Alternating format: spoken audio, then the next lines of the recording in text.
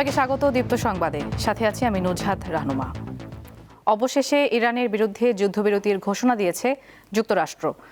সামাজিক যোগাযোগ মাধ্যম ট্রুথ সোশ্যালে ডোনাল্ড ট্রাম্প জানান, পাকিস্তানের প্রধানমন্ত্রী ও সেনাপ্রধানের বিশেষ অনুরোধে ইরানের ওপর পূর্ব নির্ধারিত বিধ্বংসী হামলা 2 সপ্তাহের জন্য স্থগিতে তিনি রাজি হয়েছেন। তবে এই স্থগিতাদেশের প্রধান শর্ত হচ্ছে ইরানকে অবিলম্বে এবং সম্পূর্ণ নিরাপদভাবে হরমুজ প্রণালী জাহাজ চলাচলের জন্য উন্মুক্ত করে দিতে হবে। যুক্তরাষ্ট্রের প্রেসিডেন্টের এমন খবর প্রকাশের পর আনুষ্ঠানিক বিবৃতি দিয়েছে ইসরায়েলের প্রধানমন্ত্রীর দপ্তর। এতে বলা হয়, ট্রাম্পের এমন সিদ্ধান্তে সায় রয়েছে ইসরায়েলের প্রধানমন্ত্রী বেনিয়ামিন নেতানিয়াহুর। তবে 2 সপ্তাহের এই যুদ্ধবিরতিতে লেবানন অন্তর্ভুক্ত থাকবে না বলেও এতে জানানো হয়েছে। প্রতিক্রিয়া জানিয়েছে ইরানও। দেশটির পররাষ্ট্রমন্ত্রী এক বিবৃতিতে জানান, যুক্তরাষ্ট্র ও পাকিস্তানের অনুরোধ এবং আলোচনার প্রস্তাবের ভিত্তিতে ইরানের সশস্ত্র বাহিনী প্রতিরক্ষা অভিযান স্থগিত রাখবে।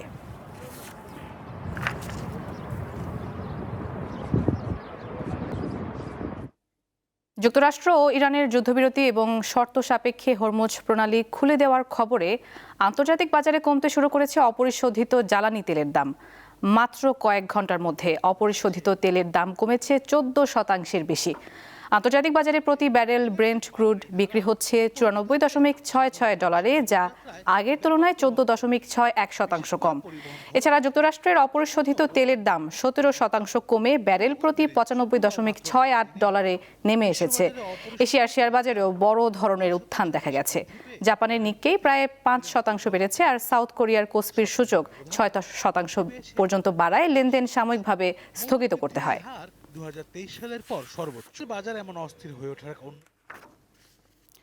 দর্শক, ইরান যুদ্ধ নিয়ে কথা বলতে এবারে বার্তা কক্ষ থেকে আমাদের সঙ্গে যুক্ত হচ্ছেন সহকর্মী ইশরাত সুমা। ইশরাত সুমা, আপনাকে স্বাগত। একটু জানাবেন যে এই যে যুদ্ধবিরতি হলো, সেগুলোতে কোন কোন শর্ত রয়েছে?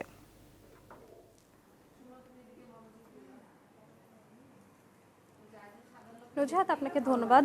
প্রথমেই বলে রাখি যে দীর্ঘ 40 দিনের পাল্টা হামলার পর আমরা দেখলাম যে যুক্তরাষ্ট্র এবং ইরান একটি 15 দিনের যুদ্ধবিরতিতে, অর্থাৎ অস্থায়ী একটি যুদ্ধবিরতিতে তারা সম্মত হয়েছে এবং এখানে মধ্যস্থতাকারী হিসেবে পাকিস্তান ছিল। পাকিস্তান তাদেরকে অস্থায়ী একটি যুদ্ধবিরতির রূপরেখা পাঠিয়েছে এবং তাতে হচ্ছে গিয়ে কিছু শর্ত সাপেক্ষে ইরান কিছু শর্ত রেখেছে।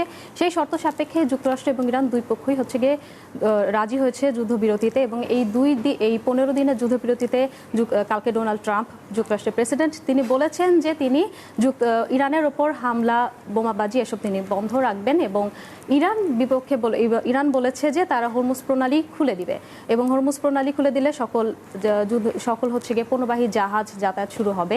আমরা দেখেছিলাম যে এই হামলাতে দীর্ঘ যে 40 দিনের সংঘাত, সেই সংঘাতগুলোতে আমরা দেখেছিলাম যে বেশ কিছু কিন্তু অনেক ক্ষতি হয়েছে। যেমন ইসরায়েল ইরানে হামলা করেছে, যুক্তরাষ্ট্র ইরানে হামলা করেছে এবং ইরান হচ্ছে গিয়ে আরব দেশগুলোতে হামলা করেছে। বিশ্ববাজারে তেলের অনেক দাম বেড়ে গেছে। এই হামলার এই আলোচনা যে শুরু হয়েছে, এই পাকিস্তান যেটা বলছে যে আগামী শুক্রবার অর্থাৎ 11 এপ্রিল হচ্ছে গিয়ে যুক্তরাষ্ট্র এবং ইরান আশা করা হচ্ছে যে পাকিস্তানের রাজধানী ইসলামাবাদে একটি শান্তি আলোচনায় বসবে এবং সেখানে কিছু সমঝোতা হওয়ার আশা করা হচ্ছে। তবে ইরান এই আলোচনায় বসার জন্য কিন্তু বেশ কিছু 10টি শর্ত দিয়েছে। শর্তগুলো আমি যদি আপনাকে একটু সংক্ষেপে বলতে চাই যে ইরান কিন্তু হরমুজ প্রণালী অর্থাৎ আন্তর্জাতিক তেল পরিবহনের যে সবচেয়ে গুরুত্বপূর্ণ নৌপথ, সেই হরমুজ প্রণালীর একচ্ছত্র আধিপত্য তারা কিন্তু দাবি করেছে এবং এতদিন হরমুজ প্রণালীতে যে পরিমাণ হচ্ছে গিয়ে পণ্যবাহী জাহাজ বা তেলবাহী জাহাজগুলো চলাচল করতো, সেখানে কিন্তু কোনো রকমের কোনো টোল বা ফি আদায় করা হতো না। তবে এখন এই যুদ্ধের পর থেকে এখন ইরানের হচ্ছে গিয়ে সব থেকে প্রধান দাবি হচ্ছে তারা হরমুজ প্রণালীতে ওমানের সাথে সমন্বয় করে একটি টোল আদায় করবে। একটা নির্দিষ্ট পরিমাণ ফি প্রত্যেকটি দেশের কাছ থেকে আদায় করা হবে। এছাড়া ইরান আরও দাবি করেছে যে মধ্যপ্রাচ্যের সকল দেশ থেকে মার্কিন সেনাদের প্রত্যাহার করতে হবে এবং মধ্যপ্রাচ্যের যে কাতার ও তারপর হচ্ছে কুয়েত, সৌদি আরব, এইসব দেশগুলোতে যে মার্কিন ঘাঁটি রয়েছে বা মার্কিন সেনাদের যে সমস্ত অবকাঠামো রয়েছে, সেখান থেকে মার্কিন সেনাদের এবং সম্পূর্ণরূপে প্রত্যাহার করতে হবে। মার্কিন সেনাদের কোনো অবস্থানেই থাকা যাবে না। এছাড়া আমরা আরও দেখতে পেয়েছি যে ইরান হচ্ছে গিয়ে আরও যে দাবি করেছে যে ইরানের যে সমর্থিত গোষ্ঠীগুলো রয়েছে মধ্যপ্রাচ্যে, ইয়েমেন ভিত্তিক রয়েছে হিজবুল্লাহ, ইয়েমেন ভিত্তিক হুতি বিদ্রোহী রয়েছে, এছাড়া লেবানন ভিত্তিক হিজবুল্লাহ রয়েছে বা গাজাতে যে হামাস রয়েছে, তাদের উপর কোনো হামলা চালানো যাবে না। ইরান এটা দাবি করেছে যে তাদের উপর কোনো রকমের হামলা চালানো যাবে না।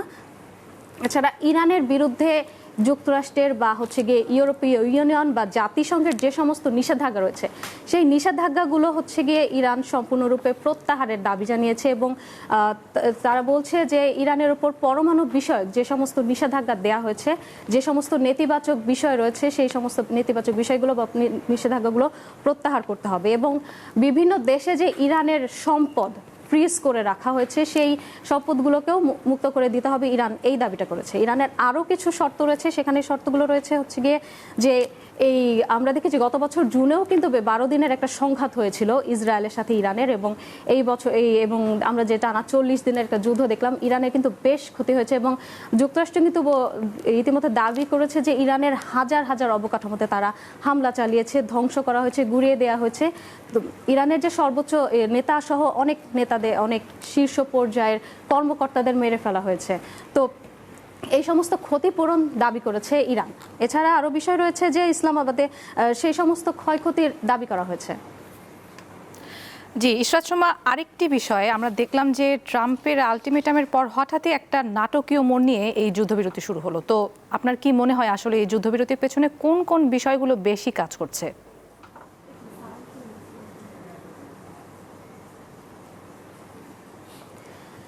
আমরা আপনাকে শুরুতে বলে রাখি, আমরা দেখেছিলাম যে গতকাল মঙ্গলবার কিন্তু আমরা দেখেছিলাম ট্রাম্প বেশ হুমকি দিয়েছিলেন যে ইরানি সভ্যতা নিশ্চিহ্ন করে দেওয়া হবে। অর্থাৎ ট্রাম্প একটি টুইট করেছিলেন যে ইরানি সভ্যতা নিশ্চিহ্ন করে দিবেন। সারা বিশ্ব জুড়ে কিন্তু আলোড়ন পড়ে গিয়েছিল যে উনি কি পরমাণু হামলা চালাতে যাচ্ছেন কিনা। তার কিছুক্ষণ পরেই দেখা গেল যে ট্রাম্প বলেছেন যে 15 দিনের একটি অস্থায়ী যুদ্ধবিরতি ঘোষণা করা হয়েছে। হঠাৎ করে একটি হুমকি থেকে কিভাবে যুদ্ধবিরতি? তাহলে এখানে আসলে তেলের বাজার বা বিভিন্ন উপসাগরীয় দেশগুলোর মধ্যস্থতা, পাকিস্তানের মধ্যস্থতা এখানে অনেক বড় কাজ করেছে এবং আমরা দেখেছিলাম যে তেলের বাজার কিন্তু এই 1 মাসের সংঘাতে কিন্তু তেলের বাজার প্রচণ্ড টালমাটাল অস্থির হয়ে গিয়েছিল এবং পুরো বিশ্ব কিন্তু এর একটা ভোগান্তিতে পড়েছিল। তেল আসতে পারছিল না, বিভিন্ন দেশ হচ্ছে গিয়ে তারা ভোগান্তিতে পড়েছিল। অনেক দেশ আমরা দেখেছি ফিলিপিন্সে কিন্তু জরুরি অবস্থা ঘোষণা করে দিয়েছিল, মানুষ হেঁটে হেঁটে তারা যাতায়াত করছিল। এছাড়া এখানে এবং ইরানে যতবার হামলা হয়েছে ইরান কিন্তু হচ্ছে গিয়ে মধ্যপ্রাচ্যের উপসাগরীয় দেশগুলোতে মার্কিন অবকাঠামো এছাড়া তেল গ্যাস ক্ষেত্রে অবকাঠামো লক্ষ্য করে হামলা চালিয়েছিল। অর্থাৎ দেখা যাচ্ছিল যে এখানে হচ্ছে গিয়ে পুরো একটা বিশ্ব হচ্ছে গিয়ে একটা বৈশ্বিক ব্যবস্থা, বৈশ্বিক সরবরাহ ব্যাহত হচ্ছিল এবং মানুষের জীবনে নানা ভোগান্তি কাজ করছিল।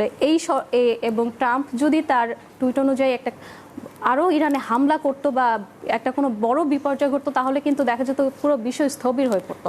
যে কারণে উপমহাসাগরীয় দেশগুলো বা পাকিস্তানের নেতারা তারা তোড়জোড় করে একটা ট্রাম্প এবং ইরানের কাছে একটা যুদ্ধবিরতির রূপরেখা পাঠায় এবং ইরানকে বলা হয় যে হরমুজ প্রণালী খুলে দেওয়ার জন্য যে একটা রূপরেখা পাঠানো হয় এবং ইরান যুক্তরাষ্ট্র দুই পক্ষকেই কিন্তু বেশ মধ্যস্থতা করা হয়েছে। চীন, পাকিস্তান, তারপর হচ্ছে গিয়ে কাতার, এই দেশগুলো একটা মধ্যস্থতা করেছে এখানে যে তারা পরিস্থিতি যদি আরো দীর্ঘ হয়, এই যুদ্ধ যদি আরো দীর্ঘ হয়, পরিস্থিতি যদি আরো জটিল হয় তাহলে কিন্তু সবকিছু সরবরাহ ব্যবস্থা একদম স্থবির হয়ে যাবে, পুরো বিশ্ব কিন্তু স্থবির হয়ে যাবে, পণ্যের দাম, মূল্যস্ফীতি সব দেশেই বেড়ে যাবে।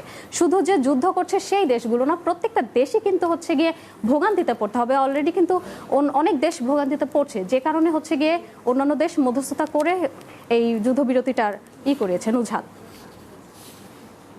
আপনি একটু আগেও যেটি বলছিলেন যে এই স্থগিতাদেশের একটি প্রধান শর্ত হচ্ছে ইরানকে অবিলম্বে এবং সম্পূর্ণ নিরাপদভাবে হরমুজ প্রণালী জাহাজ চলাচলের জন্য উন্মুক্ত করে দিতে হবে। তো আপনার কি মনে হয় আসলে এই নৌরুট কি আগের অবস্থায় ফিরতে পারবে?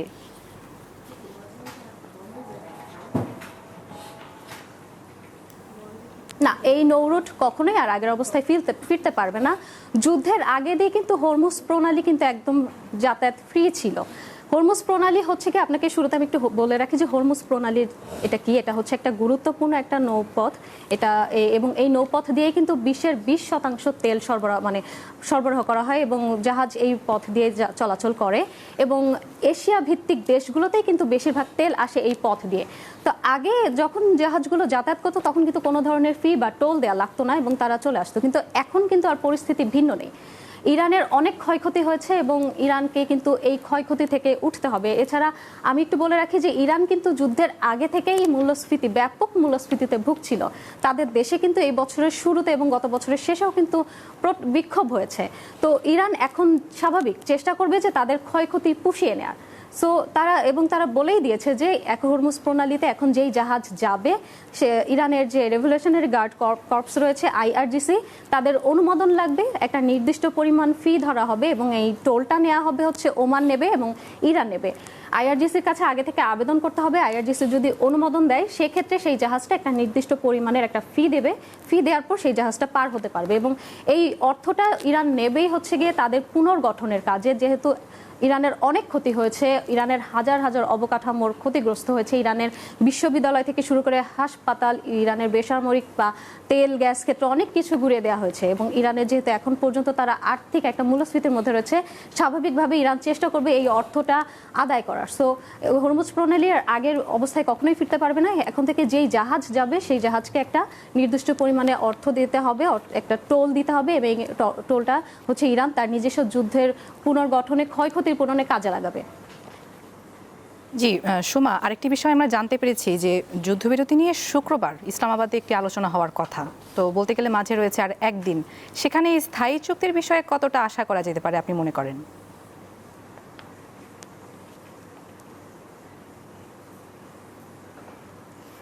এখানে হচ্ছে গিয়ে যুক্তরাষ্ট্রের উপর বিষয়টাই করছে এবং ট্রাম্প হচ্ছে গিয়ে এমন একজন মানুষ, তার উপর কিন্তু ভরসা করা যায় না, কারণ তিনি একটা কথা বলেন, করেন আরেকটি কাজ।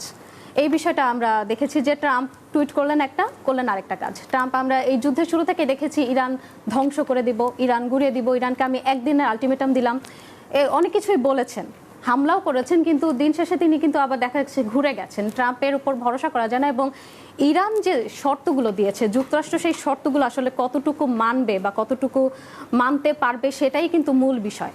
এখানে কিন্তু ইরান কিন্তু বলেছে যে তাদের যুদ্ধের কারণে যে ক্ষয়ক্ষতি হয়েছে সেই ক্ষয়ক্ষতি কিন্তু পুরোটাই হচ্ছে গিয়ে যারা ক্ষয়ক্ষতি করেছে তাদেরকে বহন করতে হবে। এখন যুক্তরাষ্ট্র এবং ইসরায়েল হচ্ছে গিয়ে হামলা করেছে, তাদের ক্ষয়ক্ষতি করেছে, তাদের লক্ষ্যই ছিল হচ্ছে ইরানকে তাদের থেকে পিছিয়ে দেয়া, ইরানকে বহুগুণে পিছিয়ে দেয়া।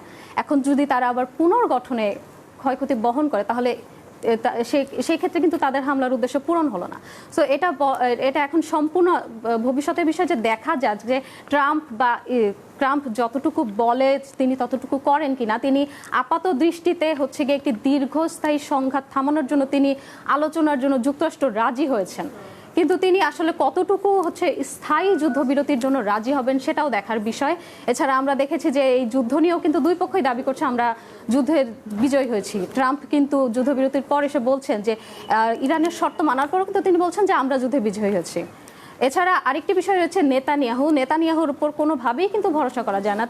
আমরা গাজার বিষয়টি দেখেছিলাম যে গাজাতে কিন্তু নেতানিয়াহু বহুবার যুদ্ধবিরতি চুক্তি করেছে, কিন্তু চুক্তি যখন হচ্ছে একদিক থেকে চুক্তি সই হচ্ছে, আরেক দিক থেকে কিন্তু সে গাজার উপর বোমা মারছে। এবং আমরা কালকেও দেখেছি যে যখন ট্রাম্প বলছে যে যুদ্ধবিরতি ঘোষণা করেছে, ইসরায়েল কিন্তু ঠিকই ইরানে হামলা করেছে। সো স্থায়ী যুদ্ধবিরতি কতটুকু হবে সেটার বিষয় এখনই বলা যাচ্ছে না বা আশা প্রকাশ করা যাচ্ছে না। সম্পূর্ণই এখন সামনে কি হবে, ইরান কতটুকু ছাড় দেবে বা যুক্তরাষ্ট্র কতটুকু ছাড় দেবে, এটা সম্পূর্ণ ভবিষ্যতেই দেখা যাবে। নুজহাত। সুমা, আপনাকে অনেক ধন্যবাদ আমাদের সাথে যুক্ত হওয়ার জন্য। দর্শক, সরাসরি কথা বলছিলেন দীপ্ত বার্তা কক্ষ থেকে ইশরাত সুমা। দেশে জ্বালানি তেল নিয়ে গ্রাহক ভোগান্তি এতটুকুও কমেনি। ঢাকা সহ সারা দেশে ফিলিং স্টেশনগুলোয় এখনও যানবাহনের দীর্ঘ সারি রয়েছে।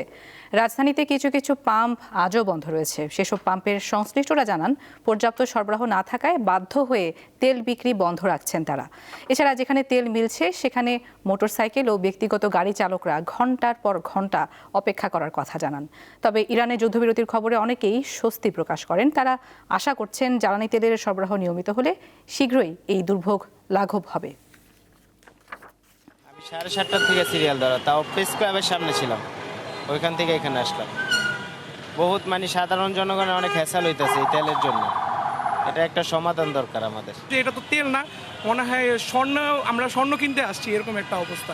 আমার অবস্থা খুবই খারাপ, যে আমি ভালোভাবে চলবো এটারও খুব হারাই লেগেছে এই আর কি। লালমনিরহাটের পাটগ্রাম উপজেলার ধবলগুড়ি সীমান্তে ভারতীয় সীমান্তরক্ষী বাহিনী BSF এর গুলিতে আলী হোসেন নামে এক বাংলাদেশি নিহত হয়েছেন। বিজিবি ও স্থানীয়রা জানান গতরাত 2:50 ও ভোর 4:50 পৃথকভাবে 2 দফা গুলির শব্দ শোনা যায়। এই ঘটনার পর সকাল 6:30টার দিকে বিজিবি ও BSF এর ব্যাটালিয়ন অধিনায়ক পর্যায়ে মোবাইল ফোনে যোগাযোগ হয়। বিএসএফের ভাষ্য অনুযায়ী তাদের সদস্যরা প্রথমে সতর্কতামূলক গুলি ছোঁড়ে। এক পর্যায়ে আলী হোসেন নামে এক বাংলাদেশি গুলিবিদ্ধ হন। গুরুতর অবস্থায় তাকে বিএসএফ সদস্যরা নিজেদের হেফাজতে নিয়ে ভারতীয় হাসপাতালে পাঠালে চিকিৎসক তাকে মৃত ঘোষণা করেন। এ ঘটনায় উভয় দেশের সীমান্তরক্ষী বাহিনীর মধ্যে ব্যাটালিয়ন ও সেক্টর কমান্ডার পর্যায়ে স্পট মিটিংয়ের উদ্যোগ নেওয়া হয়েছে।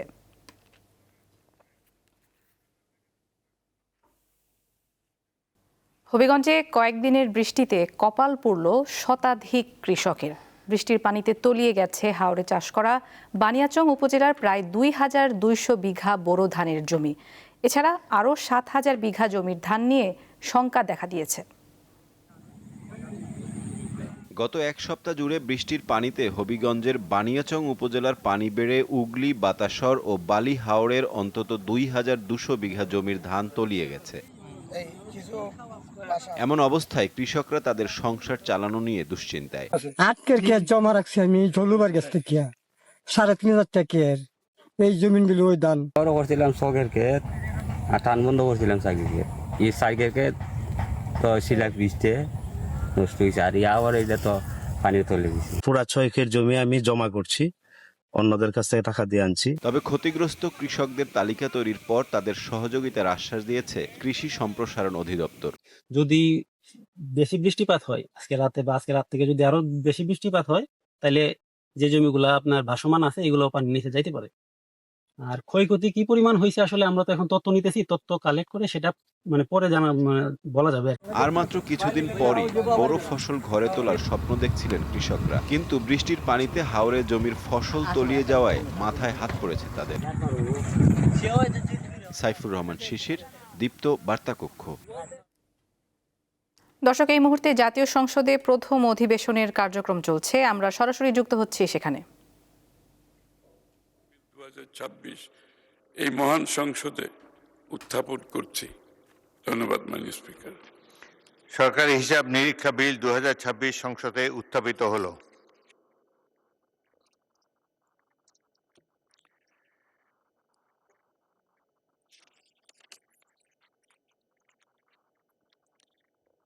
আমি এখন মাননীয় অর্থমন্ত্রী আমির খসরু মাহমুদ চৌধুরীকে সংসদে উত্থাপিত আকারে সরকারি হিসাব নিরীক্ষা বিল ২০২৬ অবিলম্বে বিবেচনার প্রস্তাব উত্থাপনের জন্য আহ্বান জানাচ্ছি। ধন্যবাদ মাননীয় স্পিকার। আমি আমির খসরু মাহমুদ চৌধুরী অর্থমন্ত্রী প্রস্তাব করছি যে গণপ্রজাতন্ত্রী বাংলাদেশের সংবিধানের সরকারি হিসাব নিরীক্ষা সংক্রান্ত বিধান যথাযথভাবে বাস্তবায়ন, সরকারি অর্থ প্রাপ্তি ও ব্যয়ের ক্ষেত্রে অধিকতর স্বচ্ছতা ও জবাবদিহিতা নিশ্চিতকরণ এবং জাতীয় ও আন্তর্জাতিক পর্যায়ের হিসাব নিরীক্ষা কার্যক্রম সংক্রান্ত বিষয়ে বিধান প্রণয়নকল্পে আনিত বিলটি সরকারি হিসাব নিরীক্ষা বিল ২০২৬ মহান সংসদে অবিলম্বে বিবেচনার জন্য গ্রহণ করা হোক। মাননীয় স্পিকার, আপনাকে ধন্যবাদ। সংসদের সামনে প্রশ্ন হচ্ছে, সংসদে উত্থাপিত আকারে সরকারি হিসাব নিরীক্ষা বিল ২০২৬ অবিলম্বে বিবেচনার জন্য গ্রহণ করা হোক। যারা এই প্রস্তাবের পক্ষে আছেন তারা হ্যাঁ বলুন, যারা এই প্রস্তাবের বিপক্ষে আছেন তারা না বলুন। আমার মনে হয় হ্যাঁ জয়যুক্ত হয়েছে, হ্যাঁ জয়যুক্ত হয়েছে, হ্যাঁ জয়যুক্ত হয়েছে। অতএব সংসদে উত্থাপিত আকারে সরকারি হিসাব নিরীক্ষা বিল ২০২৬। দর্শক, এই ছিল এখনকার মতো। আমাদের পরবর্তী সংবাদ দুপুর ২টায় দেখার আমন্ত্রণ। এছাড়া আরও তথ্যের জন্য চোখ রাখুন দীপ্ত ডিজিটাল প্ল্যাটফর্মগুলোতে। ধন্যবাদ সবাইকে।